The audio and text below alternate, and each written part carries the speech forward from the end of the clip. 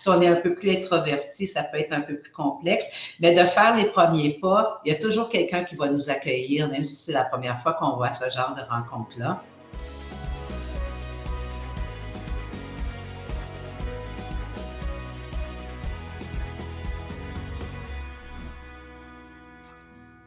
Bonjour à tous, Stéphane Parent, qui est le dirigeant d'Espace OBNL.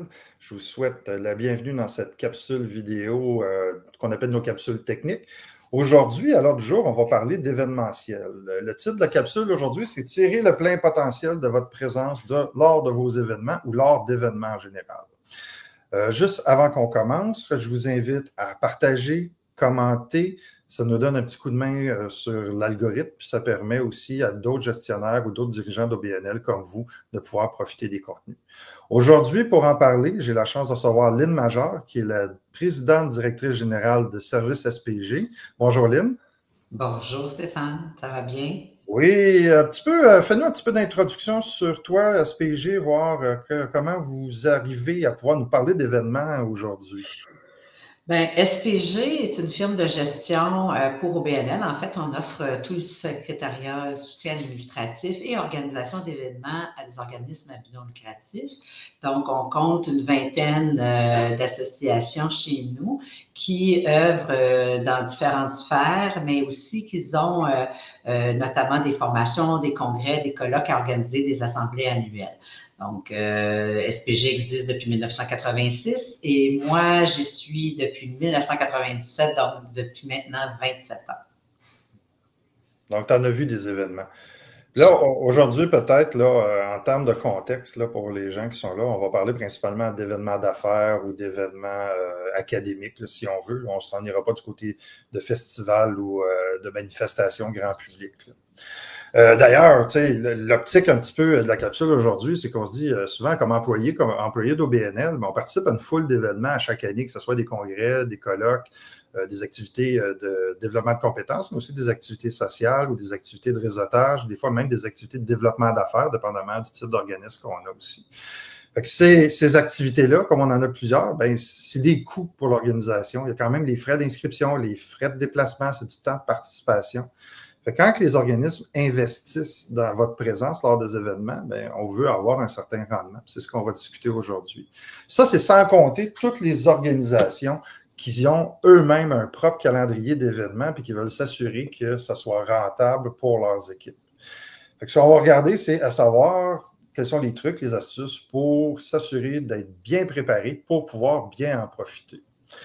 Donc, je pense que d'entrée de jeu, on va placer un petit peu notre discussion, là. Pourquoi, pour toi, c'est important de parler de la présence aux événements?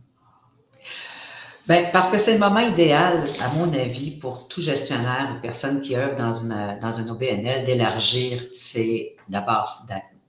d'élargir ses compétences, mais notamment d'élargir aussi son réseau de contacts. Donc, on sait que c'est essentiel pour un organisme d'avoir des ressources qui pourraient aider à solutionner certains problèmes et qui pourraient aussi contribuer à l'avancement et à l'accroissement de l'organisation. Donc, moi, je pense que de participer à des événements, que ce soit académique ou de réseautage d'affaires, c'est toujours dans le but de servir l'organisation, mais aussi pour nous, comme personnes, d'élargir nos compétences et nos champs d'intérêt. Voilà, et on parle tu mets le réseautage en entrée de jeu, puis je trouve que c'est assez important parce que les gens qui arrivent dans le milieu des OBNL ne viennent pas nécessairement de la culture du réseautage comme on a dans le milieu des affaires, là. Mm-hmm. Les comptables, les avocats, ça fait partie quasiment de leur pedigree en sortant de l'université, mais quand tu es un intervenant social ou un animateur de communauté, développer des contacts, tu n'y penses pas toujours nécessairement. Mais je veux juste remettre en perspective que c'est quand même une des qualités principales d'un gestionnaire, c'est la capacité de mobilisation. Puis pour mobiliser des gens, il faut que tu connaisses des gens. Puis tu vas toujours être dans une dynamique de solliciter des gens pour venir sur ton conseil d'administration, solliciter des bénévoles, mobiliser des acteurs de la communauté, ainsi de suite. Donc, la capacité qu'on a de développer le réseau fait aussi partie de notre valeur comme gestionnaire. Fait que l'événementiel, c'est une des grandes portions ou une des grandes actions qu'on peut faire pour développer ce réseau-là. Fait que si on regarde, tu sais, d'habitude, quand on va dans un événement de ce genre-là, Lynn, on voit deux types, là, celui où on connaît des gens et celui où on ne connaît pas personne. T'aimerais-tu ça nous adresser un peu comment on devrait se préparer dans les deux cas types dont je viens de parler? Bien, dans les deux cas, c'est sensiblement la même préparation, c'est-à-dire que d'abord, c'est de savoir quel type d'événement c'est. Donc, si c'est une soirée de réseautage, on ne se prépare pas de la même façon que si on va assister à une conférence. Si on le prend dans sa globalité comme un congrès, on va arriver, on sait qu'il va y avoir un peu des deux. Il va y avoir de l'académique, puis il va y avoir de l'apprentissage, mais il va y avoir aussi du réseautage. Donc, de la façon qu'on se prépare, c'est vraiment de prendre le temps de regarder la programmation, de regarder qui va être là, qui sont les conférenciers essentiellement.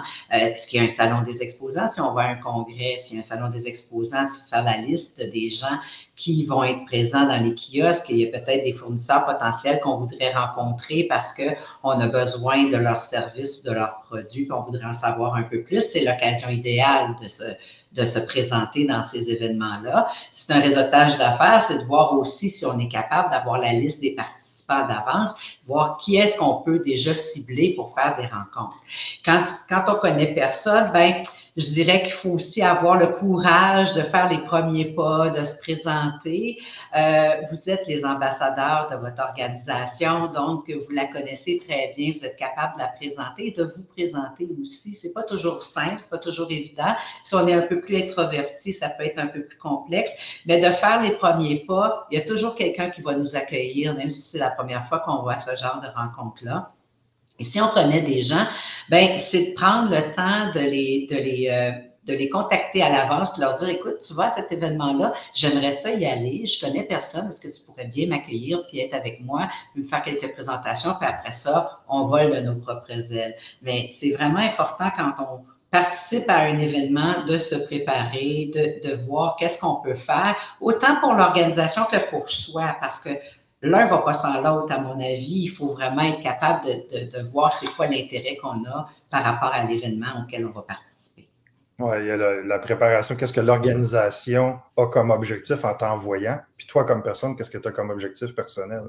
Je rajouterais même peut-être un niveau de préparation supplémentaire. Si on est 2-3 personnes de la même organisation, faire bien attention de ne pas rentrer dans le piège du troupeau qu'on appelle. Tu sais, toujours être les mêmes 3 personnes ensemble, puis on dîne ensemble, on assiste aux formations ensemble, fait que finalement, on connaît mieux nos collègues, mais on n'a pas fait d'autres rencontres, puis il faut se disperser, il faut prendre un peu le taureau par les cornes, c'est-à-dire aussi si dans un événement, il y a des conférences simultanées, puis qu'on est avec d'autres collègues, ben on se partage la tâche, on ne va pas aux mêmes conférences, puis après, on se revoit, on se rencontre, puis on fait un échange par rapport à ce qu'on a découvert, la conférence qu'elle nous a amenée ou telle personne qu'on a rencontrée qui est intéressante, bien, on la met en contact avec le reste du groupe. Mais effectivement, je suis vraiment du même avis que toi là, pour amener les gens à vraiment se disperser puis à voir, parce que c'est plein de potentiel de faire d'autres rencontres parmi ces événements-là, ces activités-là. Oui, puis là, on a parlé de préparation, mais une partie du secret, ça vient dans ce qui se passe après. Tu viens de parler, de faire des résumés, mettons, de rencontres ou de présentations pour être capable de présenter à son équipe. Donc ça, c'est une étape, mais y a-t-il d'autres suivis ou d'autres éléments que tu voudrais rajouter qui sont importants à faire après un événement?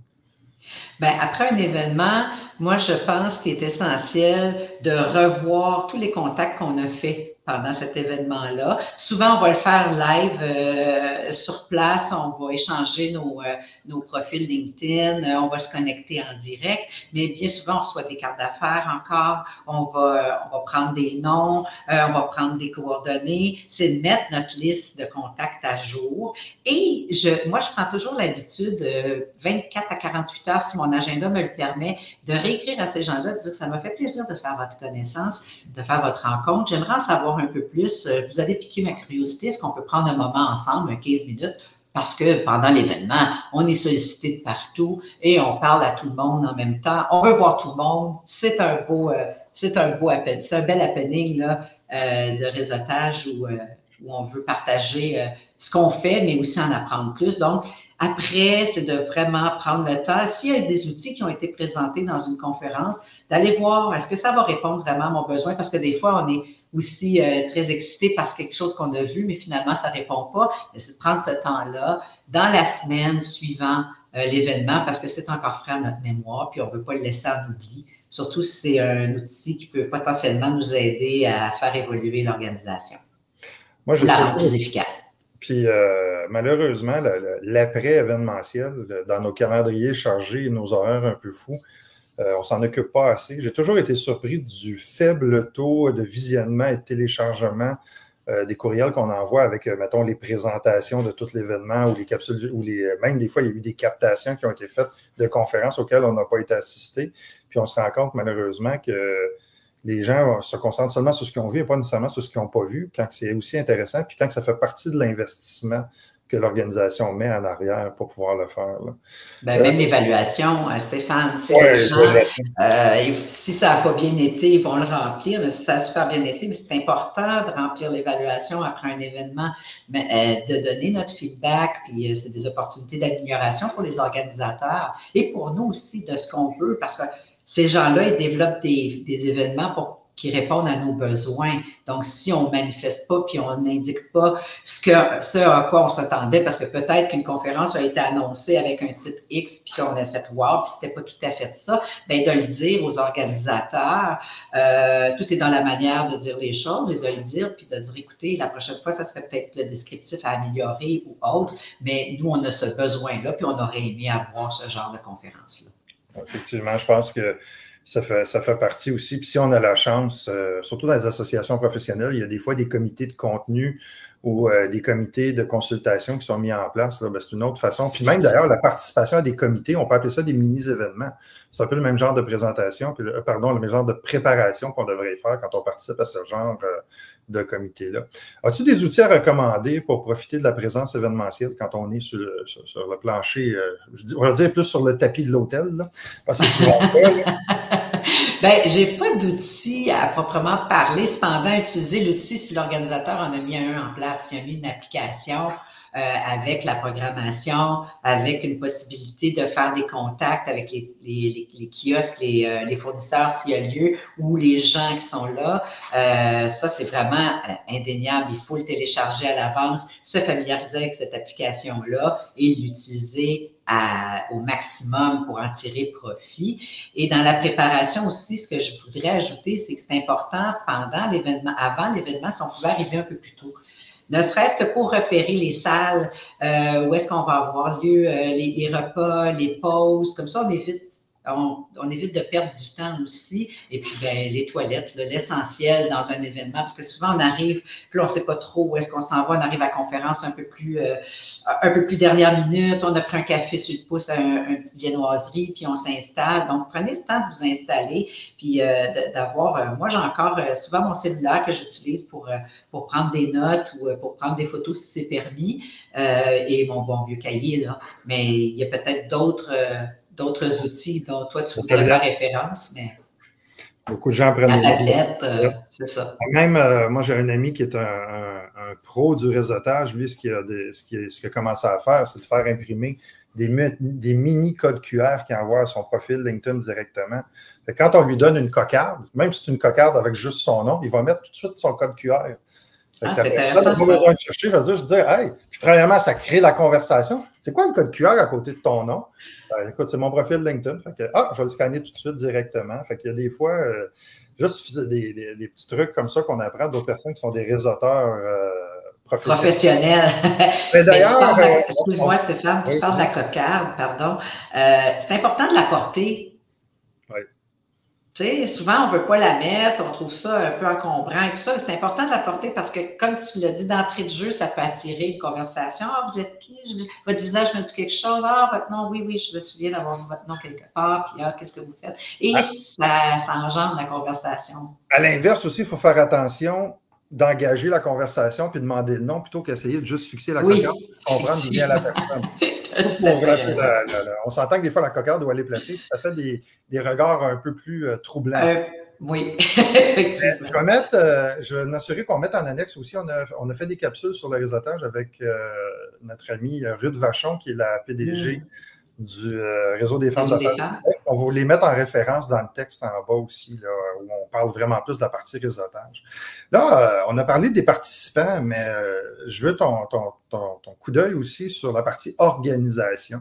Donc, si on prend un peu l'idée de favoriser le réseautage, favoriser l'apprentissage, qu'est-ce qu'on devrait, en tant qu'organisateur d'événements, mettre en place pour améliorer l'expérience lors de nos événements?